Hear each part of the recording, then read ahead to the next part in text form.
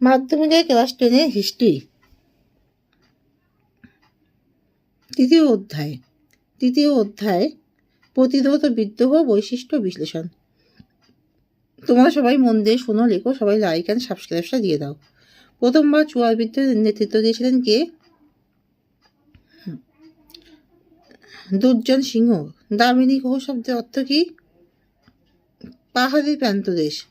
ওয়াহাবি আন্দোলনের সময় বাংলায় তিতুমিরের নেতৃত্বে যে আন্দোলন হয়েছিল তার নাম কি? তার নাম হচ্ছে তারিকাই মহম্মদিয়া। সাঁওতাল বিদ্রোহ হয়েছিল 1855 খ্রিস্টাব্দে। ধরতি আবার শব্দের অর্থ কি? পৃথিবীর ঈশ্বর। বারাসাত বিদ্রোহের নেতা ছিলেন কে? তিতুমির। খুদকাঠি প্রথা প্রচারিত ছিল কোন সমাজে? মুন্ডা বিদ্রোহের সূচনা হয় 1899 সালে। হুল শব্দের অর্থ কি? বিদ্রোহ। সাঁওতাল বিদ্রোহ কি নামে পরিচিত? হুল। দামিনী গুহতে বসবাস করত কারা? সাঁওতালরা। রংপুর বিদ্রোহের নেতা ছিলেন কে? নুরুল উদ্দিন। চুয়া বিদ্রোহের নেতা ছিলেন কে? দুর্জন সিং। দ্বিতীয় অরণ্য আইন কবে পাশ হয়েছিল? 1878-এ। 1878 খ্রিস্টাব্দে অরণ্য আইনে অরণ্যকে কয় ভাগে ভাগ করা হয়? অরণ্যকে 3টি স্তরে। ফরাজি শব্দটি অর্থ কি? ইসলাম নির্দেশিত কর্তব্য। বাংলায় ফরাজি আন্দোলন শুরু হয় 1819-এ। নীল কমিশন গঠিত হয় 1860-এ। দারুল হারব শব্দের অর্থ হল শত্রুর দেশ। মুন্ডা বিদ্রোহ কি নামে পরিচিত? বিরসা মুন্ডা। দারুল হারব দিকু নাকি বিরসা মুন্ডা? মুন্ডা বিদ্রোহ কি নামে পরিচিত? বিরসা মুন্ডা। দারুল হারব দিকু। মুন্ডা বিদ্রোহ তাদের কোনটা নামে পরিচিত? এর মধ্যে কানু ভৈরব, বিরসা মুন্ডা না সিদ্ধু? কোনটা? মুন্ডা বিদ্রোহ কি নামে পরিচিত? মুন্ডা বিদ্রোহ বিরসা মুন্ডা। বাংলার নানা সাহেব কাকে বলা হয়? রামরতন মল্লিককে। বাংলার লর্ড টাইটেলার কাদের বলা হয়? দিগম্বর বিশ্বাস ও বিষ্ণুচরণ বিশ্বাস। উলগুলান বলতে কি বোঝো? উলগুলান বলতে বোঝায় চরম বিশৃঙ্খলা। চারিবাসা যুদ্ধ কবে হয়েছিল? 1820 থেকে 21 খ্রিস্টাব্দে। বিরসা মুন্ডা কবে মারা গিয়েছিলেন? 1900 খ্রিস্টাব্দে 9 জুন। কত খ্রিস্টাব্দে বিরসা মুন্ডার মৃত্যু হয়? 1900 খ্রিস্টাব্দে 9 জুন। ফরাজি কথাটা অর্থ কি? ঈশ্বর নির্ধারিত বাধ্যতামূলক কর্তব্য। 1878 খ্রিস্টাব্দে অরণ্য আইনে অরণ্যকে কয় ভাগে ভাগ করা হয়েছে? 3টি স্তরে। সুই মুন্ডা কোন বিদ্রোহে নেতৃত্ব দেন? কোল বিদ্রোহ। হিন্দু প্যাট্রিয়ট পত্রিকার সম্পাদক কে ছিলেন? হরিশ্চন্দ্র মুখোপাধ্যায়। সন্ন্যাসী বিদ্রোহের দুজন নেতার নাম লেখো। ভবানী পাঠক এবং দেবী চৌধুরানী। ওয়াহাবি কথা অর্থ কি? নবজাগরণ। পাগলপন্থী বিদ্রোহে কে নেতৃত্ব দেন? টিপু সাহু। দাতন কথার অর্থ কি? অগ্নিমর্থ। নীলদর্পণ নাটকটি কে রচনা করেন? দীনবন্ধু মিত্র। ভারতে প্রথম অরণ্য আইন কবে পাশ হয়েছিল? 1865 খ্রিস্টাব্দে। রুম্পা বিদ্রোহ কোথায় হয়েছিল? অন্ধ্রপ্রদেশের গোদাবরী অঞ্চলে। তিতুমিরের আসল নাম কি? মীর নিসার আলী। ফরাজি কথাটা এসেছে কোন শব্দ থেকে? ফরাজ শব্দ থেকে। ফরাজি আন্দোলনের প্রতিষ্ঠাতা কে ছিলেন? প্রতিষ্ঠাতা হাজী শরীয়ত উল্লাহ। রংপুরে বিদ্রোহীরা কাকে নবাব উপাধিতে ভূষিত করেন? নুরুল উদ্দিনকে। বঙ্গীয় প্রজাস্বত্ব আইন কবে পাশ হয়েছিল? 1855 খ্রিস্টাব্দে। নীল চাষিদের অভিযোগ খতিয়ে দেখতে কোন কমিশন গঠিত হয়? নীল কমিশন। 1860 খ্রিস্টাব্দে। কবে বঙ্গীয় প্রজাস্বত্ব আইন পাশ হয়? 1855 খ্রিস্টাব্দে। গোলাম মাসুম কে? তিতুমিরের প্রধান সেনাপতি। কে ভিল বিদ্রোহ দমন করেন? আউটাম ম 1827 খ্রিস্টাব্দে। বিপ্লব বলতে কি বোঝো? বিপ্লব শব্দের অর্থ হলো আমূল পরিবর্তন। আর্থসামাজিক ও রাজনৈতিক ব্যবস্থার পরিবর্তনে জনসূত্রভাবে প্রতিরোধ করে তখন তাকে বিপ্লব বলে। সামাজিক ও রাজনৈতিক ব্যবস্থার পরিবর্তনের জন্য স্বতঃস্ফূর্তভাবে প্রতিরোধ করে তখন তাকে বিপ্লব বলে। ব্রিটিশ সরকার কেন অরণ্য আইন চালু করেছিল? ঔপনিবেশিক অঞ্চলে নিজেদের একচেটিয়া কর্তৃত্ব প্রতিষ্ঠা করার জন্যেই চালু করেছিল 1865 খ্রিস্টাব্দে। সাঁওতাল বিদ্রোহের দুটি বৈশিষ্ট্য কি? এই বিদ্রোহ একটি ঔপনিবেশিকতার বিরোধী চরিত্র ছিল। সাঁওতাল ছাড়াও কর্মকার, চর্মকার, তেলি, ডোম, মুসলিম প্রভৃতি শ্রেণীর মানুষ এই বিদ্রোহে যোগ দেয়। এটি একটি গণবিদ্রোহ ছিল। কোল বিদ্রোহের দুটি গুরুত্ব কি? কোল বিদ্রোহ হতে অন্যান্য উপজাতিদের বিদ্রোহী হতে উৎসাহিত করা হয়েছিল। কোম্পানি বাধ্য হয়ে দক্ষিণ পশ্চিম সীমান্তে এজেন্সি আইন গঠন করেন। মুন্ডা বিদ্রোহের দুটি গুরুত্ব লেখো। এই বিদ্রোহের পর উপজাতি এলাকায় ভূমি বন্দোবস্তের পরিকল্পনা গ্রহণ করা হয়। এই বিদ্রোহ দ্বারা বিরাটের সমপ্রথা নিষিদ্ধ হয়। কবে, কোথায়, কার নেতৃত্বে নীল বিদ্রোহ শুরু হয়? 1859 খ্রিস্টাব্দে বিষ্ণুচন্দ্র বিশ্বাস ও দিগম্বর বিশ্বাসের নেতৃত্বে কৃষ্ণনগরের চৌগাছা গ্রামে এই বিদ্রোহ শুরু হয়। কোম্পানি আমলে দুটি ভূমিদায়স্য নীতি কি? 1793 খ্রিস্টাব্দে চিরস্থায়ী বন্দোবস্ত এবং মহলহরি বন্দোবস্ত দুটি ভূমিদায়স্য নীতি। কোল বিদ্রোহের দুটি কারণ কি? তাদের নগদ করদানে বাধ্য করা হয়েছিল, তাদের স্থায়ী বিচার পদ্ধতিতে আঘাত করা হয়েছিল। দামিনী কোহ হুল শব্দের অর্থ কি? দামিনী কোহের অর্থ পাহাড়ি প্রান্তদেশ, হুল শব্দের অর্থ বিদ্রোহ। আলী ভেতিরাই কারা? ওয়াহাবি আন্দোলনের নেতা এনায়েত আলী এবং উলায়েত আলীকে বলা হতো আলী ভেতিরাই। দ্বিতীয় অরণ্য আইন কবে পাস হয়? 1878 খ্রিস্টাব্দে। এর উদ্দেশ্য কী ছিল? এর উদ্দেশ্য ছিল অধিবাসীদের কাছ থেকে অরণ্য কেড়ে নেওয়া। কবে, কোন আইনের মাধ্যমে ভারতের কোম্পানি শাসনের অবসান ঘটে? 1858 খ্রিস্টাব্দের 2 আগস্ট গভর্নমেন্ট অফ ইন্ডিয়া অ্যাক্টের মাধ্যমে। আনন্দমঠ উপন্যাস কীভাবে জাতীয়তাবাদী ভাবনাকে উদ্বুদ্ধ করেছিল? এখানে সত্যানন্দের মাধ্যমে আসলে ইংরেজ শক্তির বিরুদ্ধে ভারতবাসীর মধ্যে ধর্ম আন্দোলন জাগানোর ডাক দেওয়া হয়েছিল। কোন আইনের মাধ্যমে নীল চুক্তি আইন রদ করা হয়? অ্যাক্ট 8 অব 1868 নামে এক আইনের মাধ্যমে নীল চুক্তি আইন রদ করা হয়। এই আইনে কি বলা হয়েছে? নীল চাষ সম্পূর্ণভাবে চাষিদের ইচ্ছাধীন। বাংলায় ধর্মীয় প্রভাবযুক্ত কৃষক বিদ্রোহের নাম লেখো। চুয়ার বিদ্রোহ, রং বিদ্রোহ, কোল বিদ্রোহ ইত্যাদি।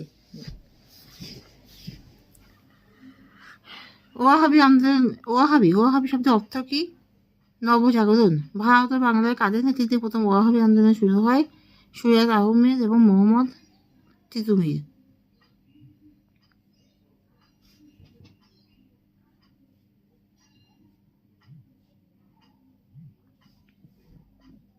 দাদা একটু ওয়েট করো, বলছি।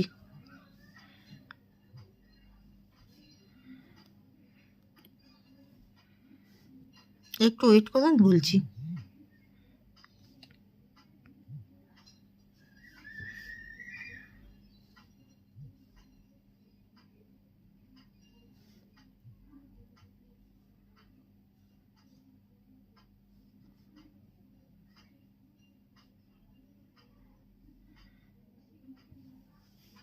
এবার বলছি, শুরু করছি, দাঁড়াও, বাকিটা বলছি।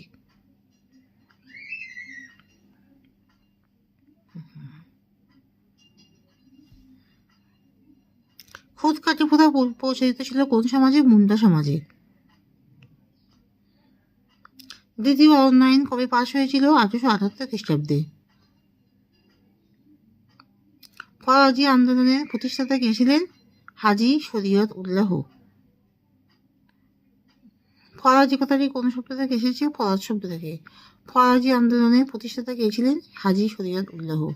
রংপুরের বিদ্রোহীরা কাকে নবাব উপাধিতে ভূষিত করেন? নুরুল উদ্দিনকে। বঙ্গীয় প্রজাস্বত্ব আইন কবে পাশ হয়েছিল? 1858 খ্রিস্টাব্দে।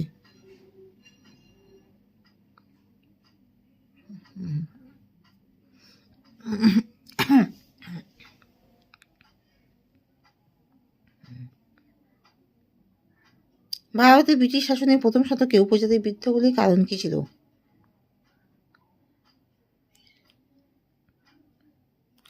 বণিক, জমিদার, অভিজাত শ্রেণী, নীলকর ও কোম্পানি ভারতকে শোষণের বদ্ধ ভূমিতে পরিণত করেছিল।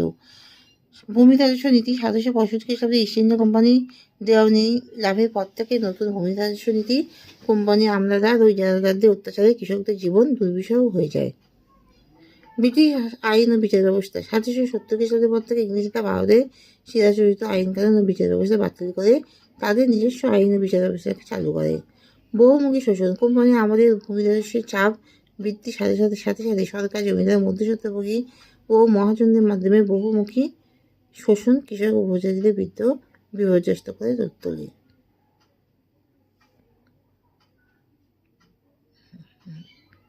পাগলপন্থী বিদ্যার বিবরণ দাও।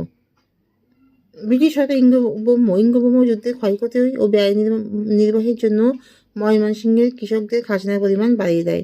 জমিদাররা বেশি পরিমাণে খাজনা আদায়ের জন্য কৃষকদের শোষণ চালায়।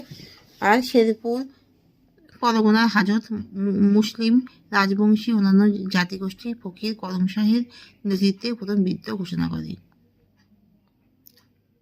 পরে করম শাহের পুত্র টিপু শাহের নেতৃত্বে একটি সশস্ত্র ও শক্তিশালী বিদ্রোহের রূপ নেয়। ব্রিটিশ সরকারের সঙ্গে কোনো রকম সম্পর্ক রাখবে না ব্রিটিশ সরকারের সাথে বিদ্রোহের ঘোষণা করে। সামরিক রাস্তা তৈরি কাজে বা এই কাজে কোনো রূপ সহায়তা করবে না। জমিদারদের আপত্তি মানবে না। সাঁওতাল বিদ্রোহের কারণ লেখো।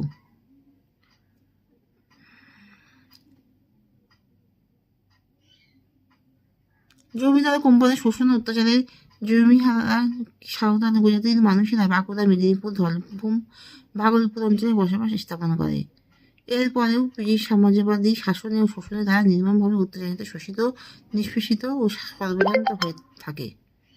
জমিদারের অত্যাচার। সাঁওতাল বিদ্রোহের প্রধান কারণ হলো জমিদারদের অত্যাচারকে এখানে গুরুত্ব দেওয়া হয়েছে। রাজস্ব আরও এই উপজাতি সম্বন্ধে মানুষেরা বন জঙ্গলে জমিকে চাষযোগ্য করে তুললেও তার উপর কোম্পানির সরকার নিযুক্ত জমিদাররা রাজস্বী চাপাত। মহাজনী প্রকোপ। জমিদারদের খাজনার হাত থেকে রক্ষা পাওয়ার জন্য সাঁওতালরা চড়া হারে মহাজনদের কাছ থেকে টাকা নিতে বাধ্য হতো। কোম্পানির কর্মচারীদের অত্যাচার। কোম্পানির কর্মচারীরা সাঁওতালদের বেকার খাটাতে নানাভাবে উপঢৌকন দিতে বাধ্য করত, হয়রানি করত। সন্ন্যাসী ও ফকির বিদ্রোহের চরিত্র বিশ্লেষণ করো। সন্ন্যাসী ও ফকির বিদ্রোহ। কৃষক বিদ্রোহ ফকির সম্প্রদায়ের ধর্মচর্চার সাথে যুক্ত থাকলেও কৃষক সম্প্রদায় ছিল প্রধান জীবিকা। তাই উইলিয়াম হান্টার, এডওয়ার্ড ও গ্যারেট এই বিদ্রোহকে কৃষক বিদ্রোহ বলে। স্বাধীনতা সংগ্রাম। কিছু ঐতিহাসিকের মতে কোম্পানি বিরোধী এই বিদ্রোহ ছিল ভারতের স্বাধীনতা আন্দোলন। লেস্টার হ্যাচিনসন মনে করেন যে বিদ্রোহীদের প্রধান লক্ষ্য ছিল বিদেশিদের হাত থেকে নিজের দেশে ধর্ম রক্ষা করা। দুর্বল বিদ্রোহ। কিছু ঐতিহাসিক এই বিদ্রোহকে দুর্বল কৃষক বিদ্রোহ বলেছেন।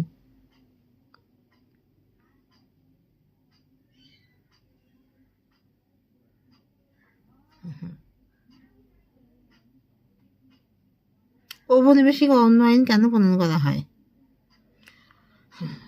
ভারতে ঔপনিবেশিক অরণ্য আইন প্রণয়নের কারণ ছিল নৌবাহিনী তথা নৌ শিল্পের জন্য প্রয়োজনীয় প্রচুর কাঠের যোগান, কাগজ শিল্পের জন্য প্রচুর কাঠ এবং ভারতের রেলপথ সম্প্রসারণের জন্য।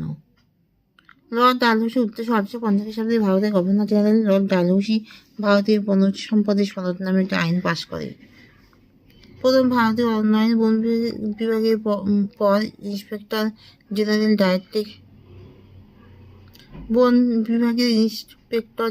ডায়েটেটিক ব্যান্ডিসের রিপোর্টের উপর ভিত্তি করে 1865 খ্রিস্টাব্দে প্রথম ভারতীয় অরণ্য আইন পাশ হয়। আইনের বিভিন্ন দিক। এর দ্বারা বন সম্পদের উপর পূর্ণ সরকারি নিয়ন্ত্রণ প্রতিষ্ঠা হয়। এর দ্বারা অধিবাসীরা বন থেকে শুধু জ্বালানি সংগ্রহ করে ও বনে পশুচারণের অধিকার পায়। ব্রিটিশ শাসনকালে ভারতে সংগঠিত বিভিন্ন কৃষক ও আদিবাসী বিদ্রোহের কারণ কি?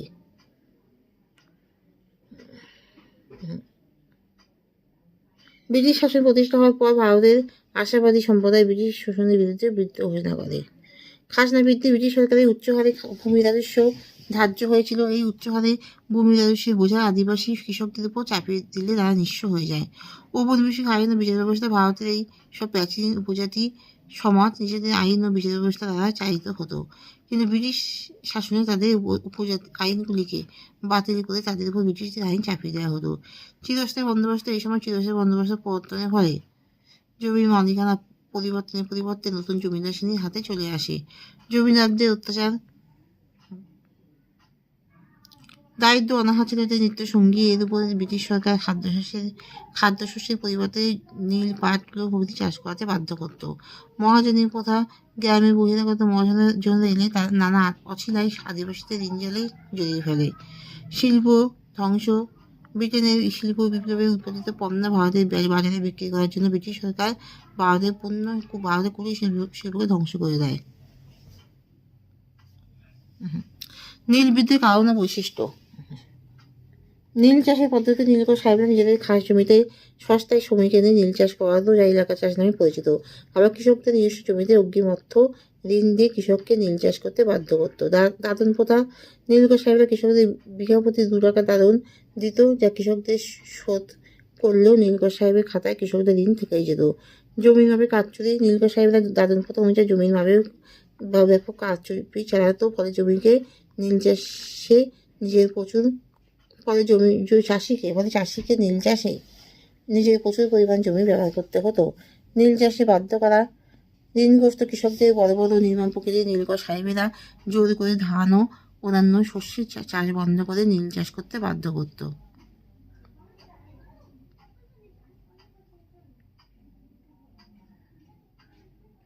এর ফলে চাষিদের খাওয়ার জন্য ধান উৎপাদন বন্ধ হয়ে যায়, যা নীল বিদ্যুতের অন্যতম কারণ। ইংরেজি শাসকদের অত্যাচারিত কৃষকরা সামান্য বিচারের আশায় আদালতের দ্বারস্থ হলেও ন্যায় বিচার পেত না, কারণ জেলা ম্যাজিস্ট্রেট অন্যান্য সিদ্ধাঙ্গতা বিচারের ক্ষেত্রে নিজেদের স্বজাতীয় নীলকর সাহেবদের পক্ষ নিত।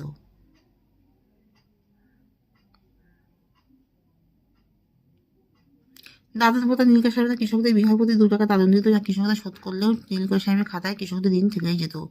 জমির মাপে কারচুপি। নীলকর সাহেবরা দাদন প্রথা অনুযায়ী জমির মাপে ব্যাপক কারচুপি চালাতো। নীল চাষে বাধ্য করা।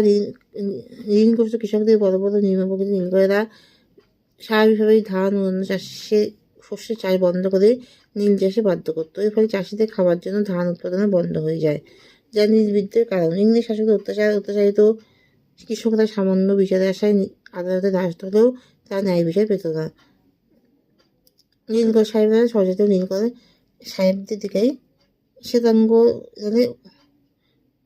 জেলা ম্যাজিস্ট্রেট ও অন্যান্য শ্বেতাঙ্গ নিজেদের স্বজাতীয় নীলকর সাহেবদের পক্ষপাতিত্ব করতেন।